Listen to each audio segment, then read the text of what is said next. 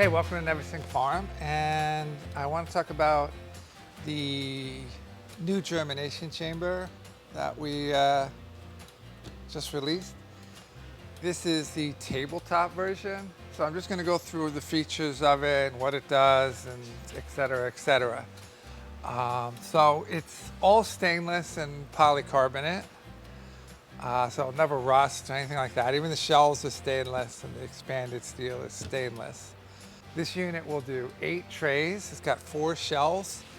So let's say I have 1020s, will be side by side. So 8 trays with more than enough room for any type of 1020 tray, which a Winstrip is on 1020 format. And basically, if you've not worked with a germination chamber, it has a reservoir with water that gets heated that will create steam, which will keep this moist and warm and create perfect germination on your seeds.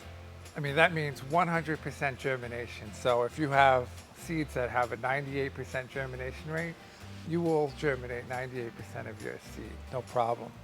And it's just controlled with a thermostat. So these shells come out. So let's say you're healing tomatoes, you can create double height. Right, so put one shelf down here. Right, right, now you have double height. Right, so you can probably do, I'd say 200 grafted tomatoes. I do them in 50s. So you can do 200 grafted tomatoes in here, or 8 full trays. Yeah, even the reservoirs are stainless. It's all stainless underneath. It has an automatic switch off for water. And I'm going to show you how it gets filled. So we just slide this, take a look at this, but we just slide the stainless cover back. It's just loose.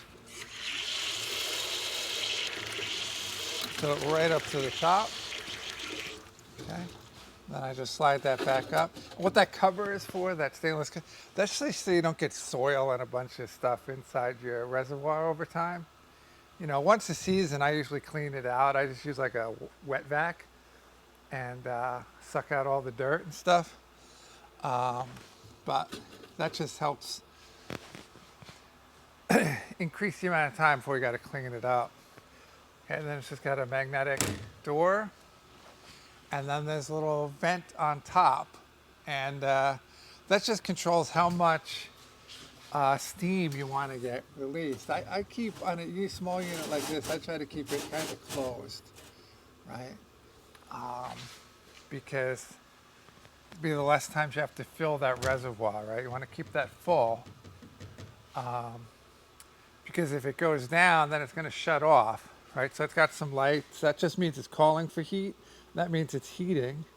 If this light's on, but that one's not on, then you know it's probably most likely water. You need to add water to it. It's just as simple as that. This is a commercial unit, even though it's small, because it's, you know, built with thick gauge stainless, and will last a lifetime, more than a lifetime. I mean, your grandkids will be using it. I mean, there's really nothing to break on it. Okay, so check out another video. I'm going to go and we're going to talk about this, which is the big boy, and that'll be fun.